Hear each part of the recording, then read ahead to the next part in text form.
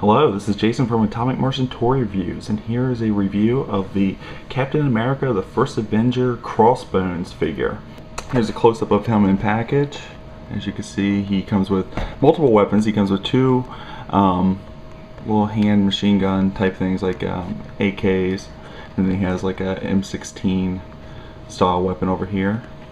The figure looks really cool. He's very menacing looking. I love the skull face paint.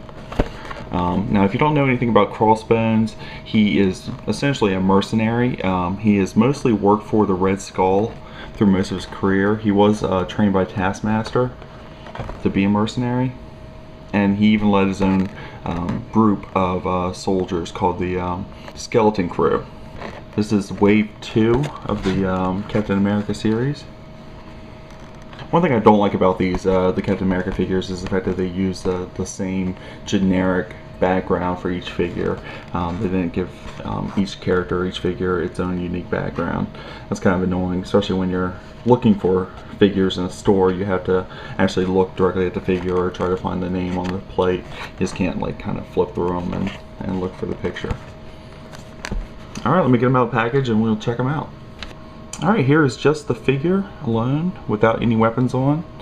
Now this figure does not come with any type of base or file card. It seems like Hasbro kind of went a little cheap on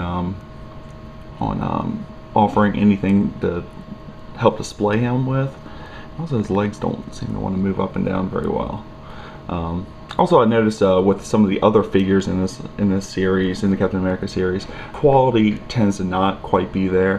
They are definitely lesser quality than, say, like G.I. Joe or even like Marvel Universe figures. Appearance-wise, though, they do look very good. They definitely put a lot of detail into the appearance, but they use like really weird joints or loose joints, and some of the materials that are made, these figures are made of, just aren't very good. Now this guy is a very large figure, even compared to other Captain America figures, compared to Marvel Universe and G.I. Joe and 3 3/4 inch scale figures. He is actually much taller than most of the other ones. Now this guy isn't very much taller than this G.I. Joe Cobra Viper that I stood him up next to, but he is much wider and larger. His arms are larger, his general body, legs, everything is much larger, which kind of represents the character, which he's supposed to be extremely muscular and big. Now the character doesn't really have any superpowers per se. He did develop some fire superpowers later on, but the original incarnation of this character, he had no superpowers. He was just very strong and very good at combat.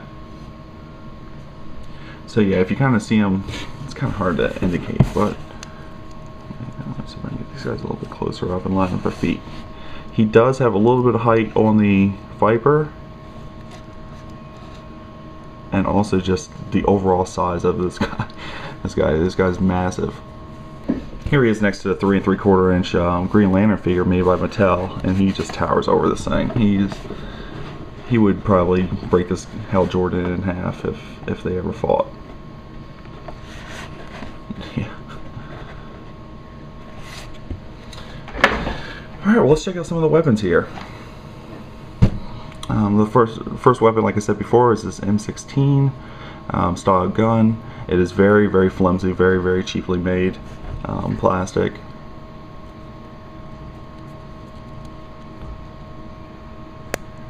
It does seem to decently fit into his hand. It does look a little small. I mean, granted, his arms are huge, but it does seem a little small in proportion to the average M16.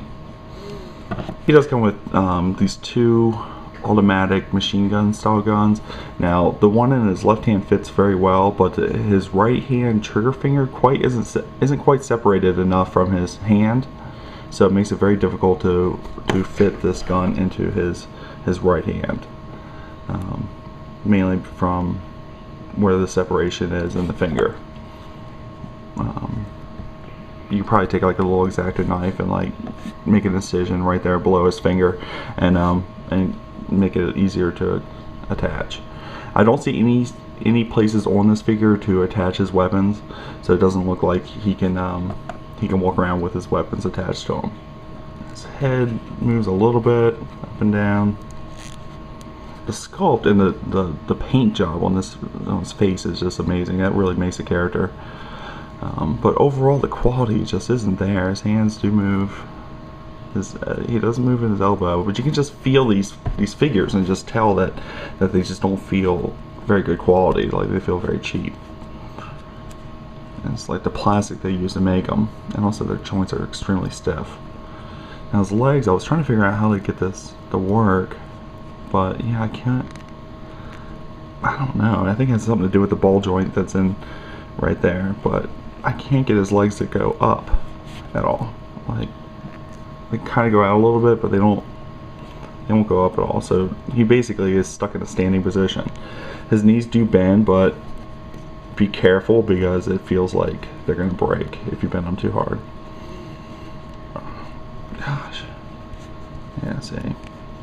So he has articulation. It's just the joints just don't seem very good quality. His foot goes up and down and moves around. So you can do a little bit with him, but you can't really move him around too much. He doesn't.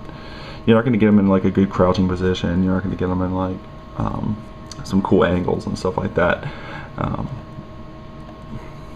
So basically, he's stuck just standing straight up, pointing his gun. I really wish Hasbro put a little bit more effort into making these guys a better quality. Appearance-wise, they look good, but yeah, we had some issues with the Captain America figures when we reviewed those on our show. Especially the Battlefield Captain America, his quality was very, very bad. So there you go. I got him in kind of a gun pointing thing. Whatever. Final thoughts on him. Overall, appearance-wise, he looks great. I like his massive build. I think he'll look good in pretty much any Marvel Universe setup. Also, if you want to use him as like a G.I. Joe character, you could do that as well. He's still within scale, even though he's gigantic. But overall quality, I don't think this guy's a very, very well made figure. I don't actually think the whole line is full of very well made figures. And there's definitely some issues with him holding his weapons, with him bending his leg and moving his legs around and posing them in general. So if you think this guy looks awesome and you want to display him on your shelf, I highly recommend picking him up. But you're not going to get like the really cool action poses out of this guy that you would normally get from other figures like Marvel Universe and G.I. Joe stuff. Alright, this has been Jason from Atomic Martian Toy Reviews. Check us out at AtomicMartians.com. See you.